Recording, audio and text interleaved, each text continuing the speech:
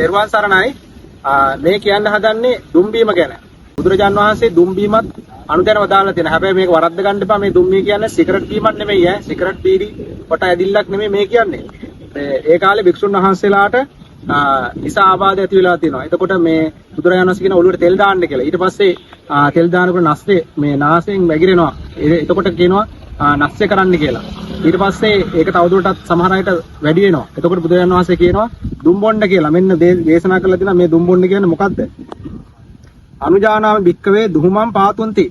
විනය පිටකයේ වේසජ්ජක්කන්තකේ කියවලා බලන්න මේ මම කියන දේවල් නෙමෙයි බුදුරජාණන් වහන්සේ කියපු දේවල්. මේ hina වෙන්න එපා. කටවල වලට එන ගහයි බුදුහාමරන්ට hina වෙලා. දැන් බුදුහාමරගේ අයියා වගේ හිතාගෙන ඉන්න සමහරු පොරවල් ඉන්නවනේ. එහෙන පොරටෝප් දෙන පඬිතුයෝ උන්ට එක මම මේ කියන්නේ. අනුජානාම භික්කවේ දුහුමම් පාතුන්ති.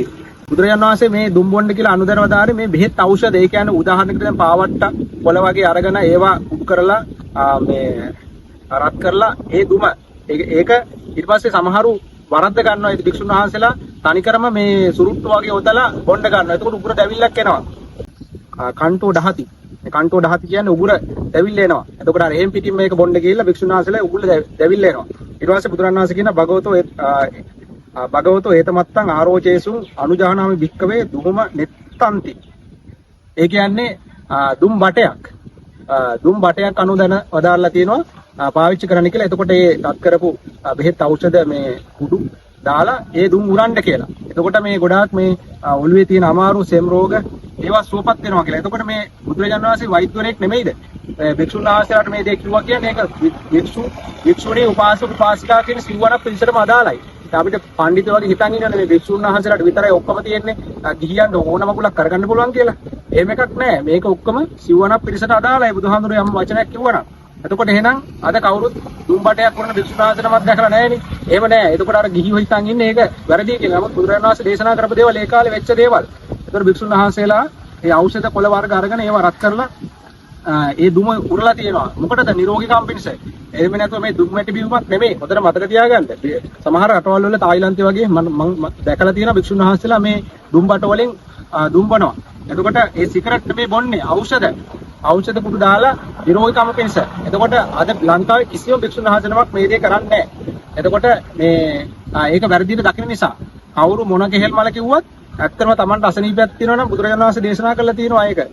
දුම්බටයකට මේ පාවට්ට කොළ ආදී ඖෂධ රත් කරලා කුඩු කරලා ඒ දුම උරන්න කියලා. එතකොට හිසේ ආබාධ ඔය නාසයේ ආබාධ සතු ගලණේම ගොඩාක් සුවපත් වෙනවා කියලා. ඉතින් ඒක බුදුරජාණන් වහන්සේ කියපු දෙයක්. මේවා දන්නේ නැහැ මිනිස්සු. ඔය ඉන්දියා බෞද්ධ අපිට පඬිතුකම් කියන්නේ දෙනවුන් මේ එහෙම මහාන්තත්කම තියෙනවා. මේවා කියවලත් නැහැ මොකුත් දන්නේ නැහැ. මේ අපිට බණ කියන්න කියනවා. බණ කියන්න ඉස්සෙල්ලා ඔබලා බණ ඉගෙන ගනින්න. මේ ත්‍රිපිටකයේ සූත්‍ර පිටකයේ විනය පිටකයේ කියවලා තේරුම් ගනින්න මොනවද මේ කියලා තියෙන කියලා තථාගතයන් වහන්සේ තමන්ගේ ශාස්ත්‍රාංශ කවදාවත් බුද්ධ සරණන් කියන්න එපා. මේවට hina වෙලා මේකට බුද්ධ සරණන් කිව්වොත් එහෙම බුදුහාමුදුරන්ට කටට එන ගහනවා. මොකද හේතුව දැනුවත්ව හෝ නොදැනුවත්ව මේව නොදැන තථාගතයන් වහන්සේ අපිට hina වුණා කියන්නේ බුදුහාමුදුරන් hina වෙනවා. මොකද අපි මේ දේවල් දැනකට මේ කියන්නේ සහ කරන්නේ.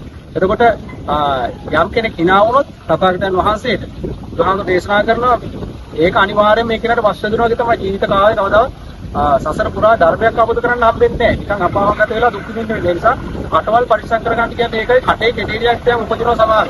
කටින්දම නැහෙනවා. බුදුහාමුදුරු දේශනා කරලා තියෙනවා. සමහර කටින්දම නැහෙනවා කියලා.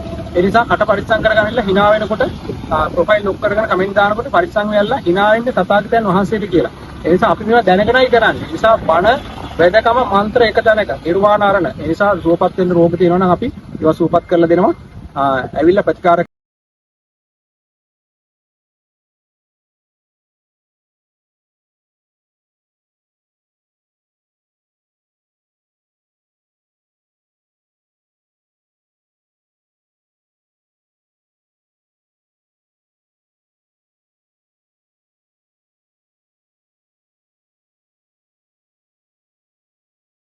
ओम ह्रीं कल्लिक्षेहं भगवतो नमः सर्वज्ञाय नमः त्रैलोकनाथाय नमः श्री नारायण दिव्यराजाय नमः महादेवाय नमः कंदकुमाराय नमः වෛශ්‍රවණ දිව්‍ය රාජයාය නමः ඕම් ह्रीं අටවැසි ජිනේන්ද්‍ර දහම් සරණ මාමුදිනේ දරාගතිමි යක්ෂනාත වෙසමුණි දිව්‍ය රාජයෙන්ගේ නායනායුධය දරාගෙන යකු තොපිය උදහරිමි තොපට වරම් දුන් වෙසමුණි පුත්‍රයාණන් මමයි මේ ත්‍රිනේත්‍ර දර ඊශ්වර දෙවියන්ගෙන් වරම් ගතිමි කුවේර පුරනුවර වෛශ්‍රවණ වෙසමුණි දිව්‍ය රාජයෙන්ගෙන් වරම් ගතිමි සටපන් දහසක් අසුර ගාන්ධර්ව යක්ෂාදීන් බයි කිරීමට අටවිසි බුදුන්ගේ නවගුණ ආදී කොට ඇති බුදුන් කර්ණේ මාත දරා වෙසමුණි රජුරුවන්ගේ නායනායුධ ගැටපටිය පිහිටුවා මේ රෝගාතුරයන්ගේ තිරස බලා හිතන්නං කර බුදුගුණ පිහිටුවේ තිරසෙන් නිදහරු යක්ෂයා යක්ෂණී ලලාටේ මේදං කර බුදුගුණ පිහිටුවීම ලලාට නිදහරු යක්ෂයා යක්ෂණී නාසයේ සරණං කර බුදුගුණ පිහිටුවීම නාසයෙන් නිදහරු යක්ෂයා යක්ෂණී කර්ණිකාවේ දීපං කර බුදුගුණ පිහිටුවීම කර්ණිකාවේ නිදහරු යක්ෂයා යක්ෂණී කම්මුල් දෙකේ කොණ්ඩඤ්ඤ බුදුගුණ පිහිටුවීම කම්මුල් දෙකේ නිදහරු යක්ෂයා යක්ෂණී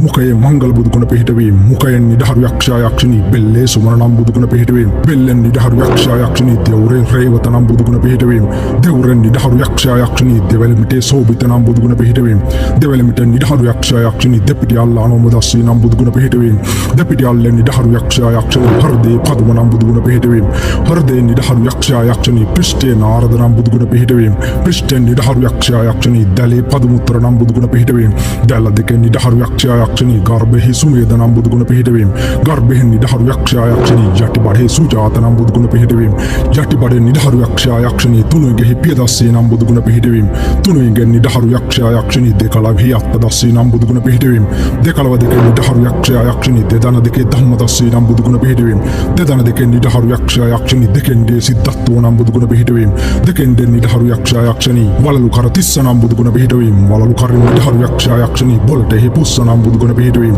බොලටෙන් නිදහරු යක්ෂයා යක්ෂණී දැස් වටු පස්සී නම් බුදුගුණ පිහිටුවීම දැස් වටින් නිදහරු යක්ෂයා යක්ෂණී පිටිපතුල් සිකී නම් බුදුගුණ පිහිටුවීම පිටිපතුල් දෙකෙන් නිදහරු යක්ෂයා යක්ෂණී යටිපතුල් වෙස්සබූ නම් බුදුගුණ පිහිටුවීම යටිපතුල් දෙකෙන් නිදහරු යක්ෂයා යක්ෂණී අභිමුඛයේ කකුසන්ද නම් බුදුගුණ පිහිටුවීම අභිමුඛයෙන් නිදහරු යක්ෂයා යක්ෂණී මේ කපට බුදුව ගුණ පුරවා දස පාරමිතා තේජස් මරසෙන් බුදුතුමන් දෙසු දහම් පිෂ්ඨය කෝණාගමන නම් බුදුගුණ පිහිටුවීම බහු යක්ෂයා යක්ෂණී දකුණෙන් කාශ්‍යප බුදුගුණ පිහිටුවීම දකුණෙන් නිදහරු යක්ෂයා යක්ෂණී කිඩකිඩ යක්ෂයා යක්ෂණී අනාගත උත්තම ගෞතම බුදුගුණ පිහිටුවීම නිදහර ඵල යක්ෂයා යක්ෂණී වැඳ මුහුහර ඵල යක්ෂයා යක්ෂණී ශ්‍රී නාරායණ දෙවියන් අතින් නිදහර යක්ෂයා යක්ෂණී ඊශ්වර අතින් නිදහර යක්ෂයා යක්ෂණී සුරාසුර නාග ගුරුමේ සක්වල සීමා ජල මිහිතල වෙසර සුරාසුරාණි නිදහර නොගියොත් සතිස් මහා නරකයේ ගිනිදල් ගෙන සිසාරා සුන් කර දමමි නිදහර යක්ෂයා යක්ෂණී බලිකාම රතිකාම සුරාසුර නාග ගරුඩ කාන්තරව යක්ෂයෝ බුදුගුණ තොප දනිති වෙසමුනි ශරත උපදනිති විෂ්ණු ශරත උපදනිති ඊශ්වර ශරත උපදනිති රාම ශරත උපදනිති දේව ශරත උපදනිති පෙරපොළ යක්ෂයෝ මෞන්නත පියන්නත කුසගින්නේ බදු චණ්ඩාල යක්ෂයෝ